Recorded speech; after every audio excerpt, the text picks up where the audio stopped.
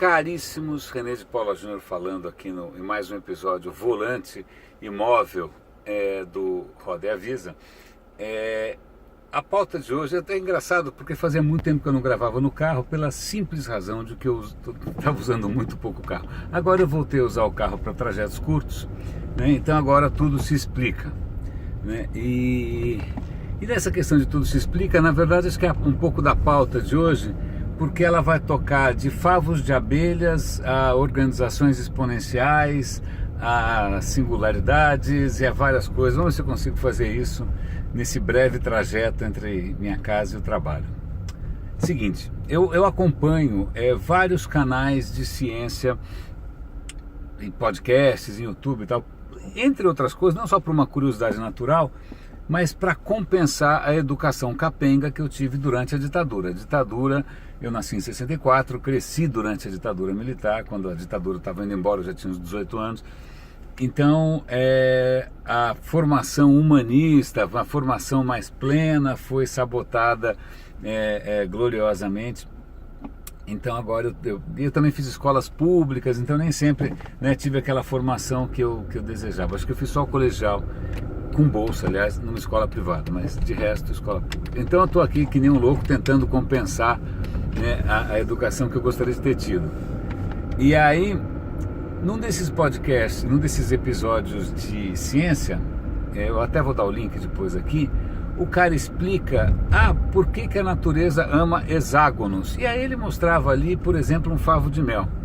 E eu me lembro, quando eu era garoto, que eu acho que eu levava um pouco de jeito para a questão de matemática, essas coisas assim, me deram um livro que na época era mandatório, né, para quem fosse um pouco mais CDF, na época nerd ainda não tinha sido inventado, que era um livro chamado O Homem que Calculava, e depois Maravilhas da Matemática. Pois bem, nenhum desses dois livros, acho que foi na Maravilhas da Matemática, vocês leram essas coisas? Bom, o cara se debruça sobre um problema interessante, que é o seguinte: como é que as abelhas conseguem fazer aqueles hexágonos? O favo de mel são hexágonos, né?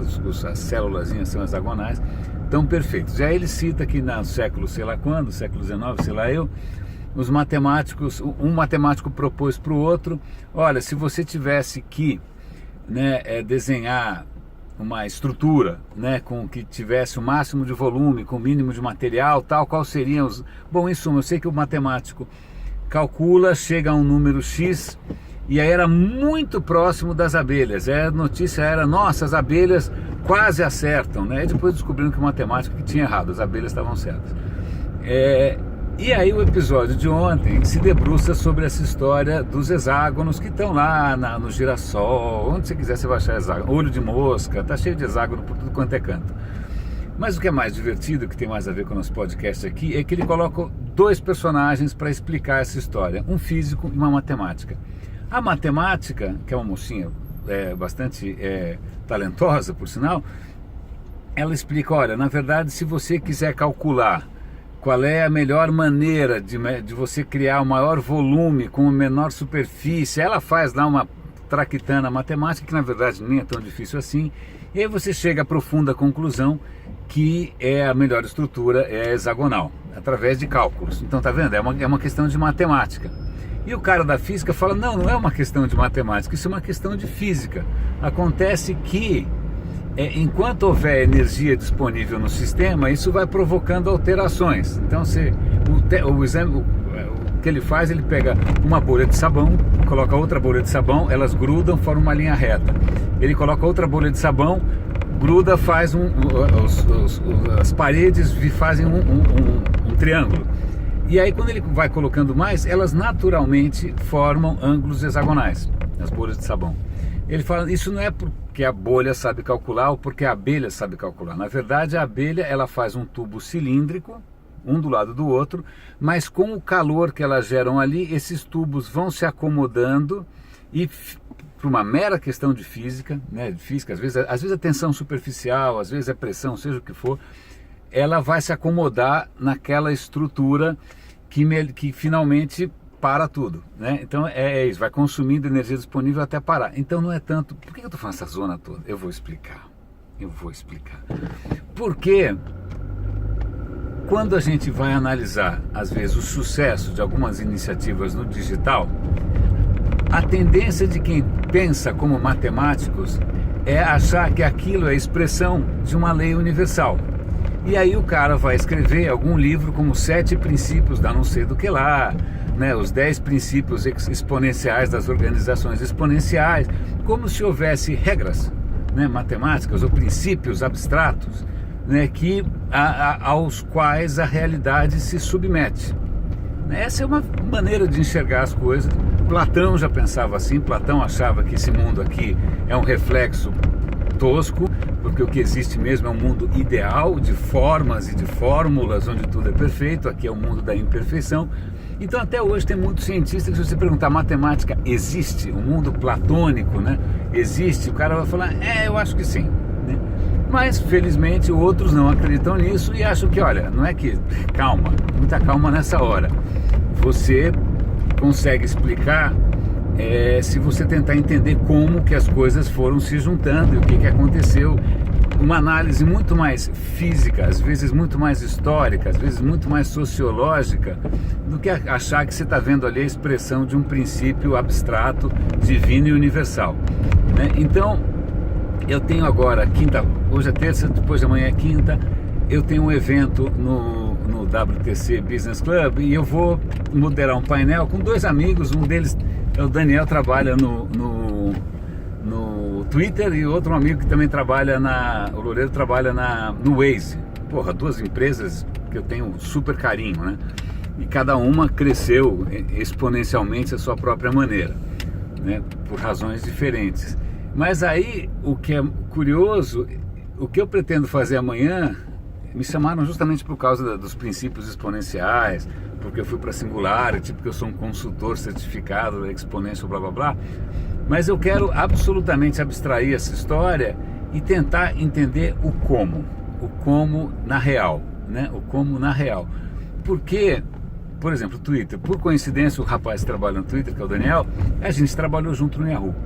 E no Yahoo a gente tinha acesso a dados do mundo inteiro. E aí você percebe que muitas vezes o mesmíssimo produto, a mesmíssima plataforma, a mesmíssima estratégia pode funcionar muito bem num país e no outro não. Não, por exemplo, que o caso mais revelador ali era o do Yahoo Messenger. Porque o Yahoo Messenger bombava na época no Brasil, vocês não vão lembrar disso, mas bombava, né? E em outros países ele era absolutamente nanico, era absolutamente um anão, ele não andava.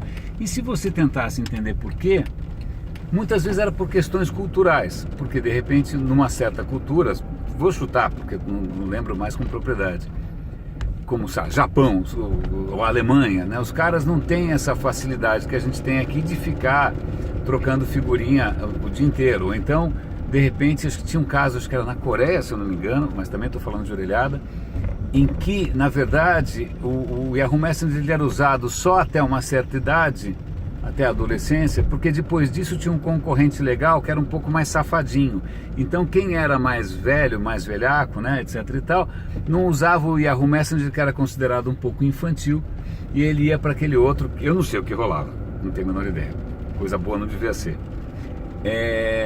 Então, muitas vezes, o que realmente faz a diferença não são as regras que estão em algum manual, em algum decálogo, em alguma lista maluca, de princípios universais e tal. Se fosse assim, todo mundo que comprasse o livro tinha um Facebook na mão, né? Muitas vezes as razões são humanas, demasiadamente humanas, são contingenciais às vezes, né? Como esse caso da Coreia, que de repente tinha por acaso um concorrente local.